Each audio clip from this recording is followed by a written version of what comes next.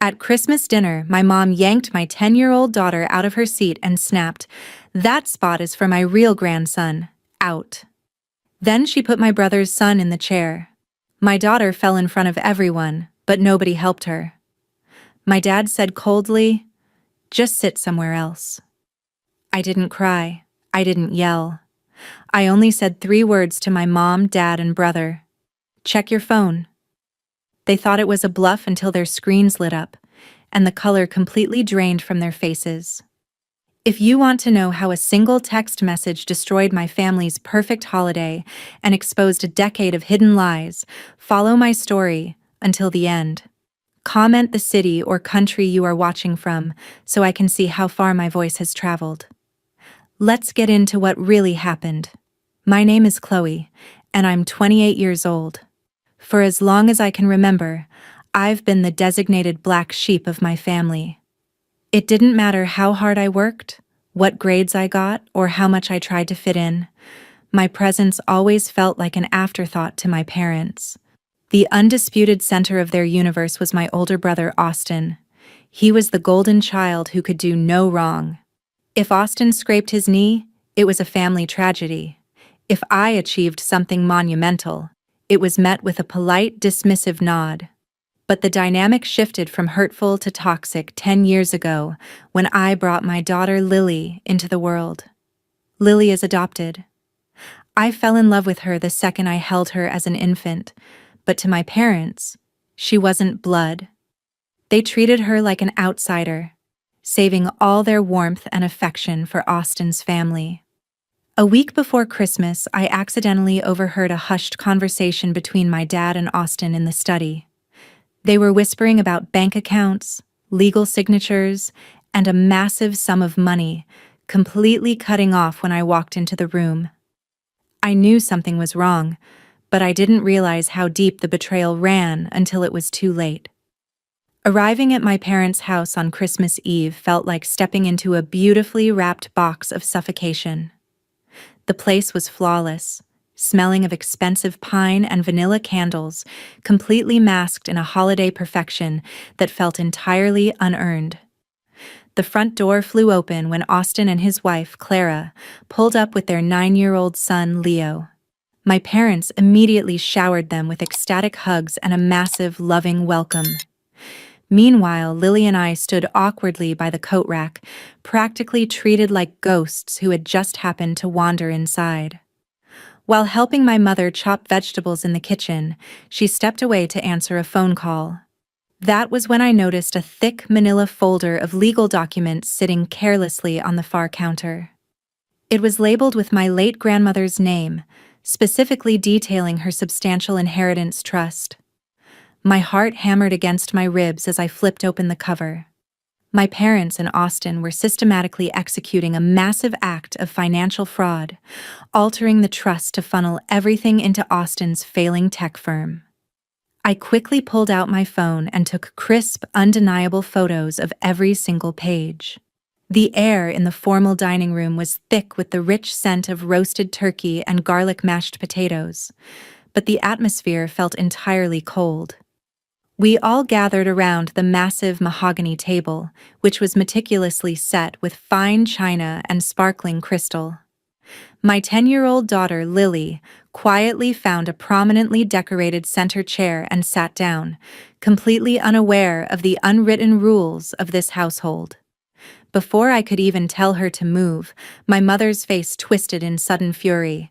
She marched over, violently yanked Lily out of her seat by her arm, and snapped in a harsh whisper that echoed across the quiet room, "That spot is for my real grandson. Out." Without a shred of hesitation, she immediately ushered Austin's son, Leo, into the freshly stolen chair. The force of the sudden tug caught Lily completely off guard. She tripped over the thick edge of the dining room rug and fell hard onto the polished hardwood floor, right in front of the entire extended family. Her glass of apple juice shattered, spilling sticky liquid all over her festive Christmas dress. I frozen in absolute horror, expecting someone, anyone, to reach down and help a crying 10-year-old girl. But nobody moved. Instead, my dad glared down at her from the head of the table and said coldly, "Just sit somewhere else." Austin and Clara simply smiled smugly, adjusting the napkin around their golden child's neck as if nothing had happened. I quietly walked over to where my trembling daughter lay on the hardwood floor. Kneeling beside her, I gently brushed the stray tears from her cheeks, cleaned the spilled juice off her dress with a napkin, and guided her over to a small folding chair in the very corner of the room. As I stood back up near the doorway, looking at the smug faces of my parents and brother, something inside me shifted completely. The agonizing pain and desire for their approval evaporated, replaced by an icy wave of absolute clarity. I realized right then that I owed these people absolutely nothing anymore. Instead of blowing up, screaming, or throwing a tantrum that they could use to paint me as unhinged, I calmly pulled my phone out of my pocket. I opened the family group chat, the one containing my parents, Austin, and every single extended relative sitting at that table, and attached the clear, incriminating photos of the fraudulent trust documents I had taken in the kitchen. I walked back over to the head of the table, standing directly behind my father's chair. The entire room went dead silent as they noticed me standing there, refusing to sit down. I looked my mother, my dad, and my brother dead in the eye, took a deep breath, and delivered 3 quiet words. "Check your phone." Austin let out a condescending laugh, shaking his head as he picked up his fork. My mother scoffed loudly, rolling her eyes at what she clearly assumed was a desperate, dramatic bluff to ruin their perfect holiday dinner. But then, a synchronized chorus of digital rings and vibrations buzzed across the room. Simultaneously, every single phone on that mahogany table lit up with a notification, forcing curiosity to take over. I watched with cold satisfaction as their eyes scanned the screens. The smug grin completely vanished from Austin's face, and he dropped his heavy silver fork onto his plate with a loud clatter. My mother's face drained of color, turning a ghostly, sickly pale, while my father's hands began to shake violently, nearly spilling his wine. The extended relatives sitting around them began to whisper frantically, zooming in on the clear photos of the grandmother's trust. The text messages laid bare their entire criminal scheme, exposing how my parents had forged my legal signature to illicitly transfer my half of the $500,000 inheritance directly into Austin's failing business. My dad slammed his hand on the table, standing up in a desperate attempt to demand we move to the study for a private conversation. But I stood my ground, refusing to let them hide in the shadows anymore. I openly called out their disgusting greed, their forgery, and their calculated cruelty right in front of the entire stunned family. My father stared at me, his eyes wide with a mixture of rage and terror. He opened his mouth to threaten me, but I didn't give him the chance. I calmly announced to the room that these incriminating photos hadn't just been sent to the family group chat. They had already been securely forwarded to the estate executor and a top-tier corporate fraud attorney. The entire power dynamic flipped in an instant. Austin practically fell out of his chair, lunging across the table toward me, begging me to delete the messages and recall the emails.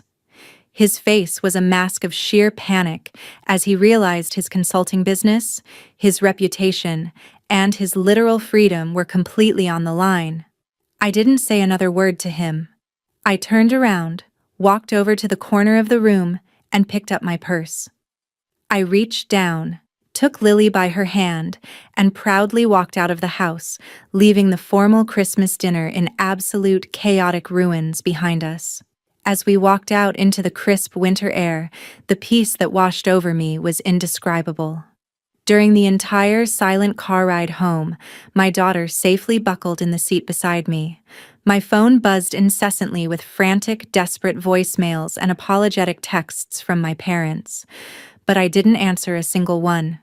3 months later, the dust has finally settled, and the landscape of my life looks completely different. The forensic audit of my grandmother's estate proved the trust fraud indisputably, legally forcing Austin into massive personal debt to pay back every single cent of the stolen funds. My parents are currently facing heavy legal penalties for forgery, their pristine reputation in our suburban community completely destroyed. I used my rightful share of the inheritance to secure a beautiful, quiet apartment for Lily and me, located miles away from the toxicity of my biological family. Looking back at that chaotic holiday night, I realized that protecting my daughter from their cruelty gave me the ultimate strength to finally break free from a lifetime of emotional abuse. Lily is thriving in her new school, smiling brightly, and she knows without a shadow of a doubt that she is deeply loved and wanted. Now, I'm curious about all of you who have stayed to listen to my story. What would you have done if you were standing in my shoes at that dinner table? Would you have walked away, or would you have handled the situation differently? Please comment below with your thoughts, and feel free to share your own family stories. Meanwhile, I'm leaving 2 other incredible stories on the final screen that are channel favorites, and they will definitely surprise you. Thank you so much for watching until the very end.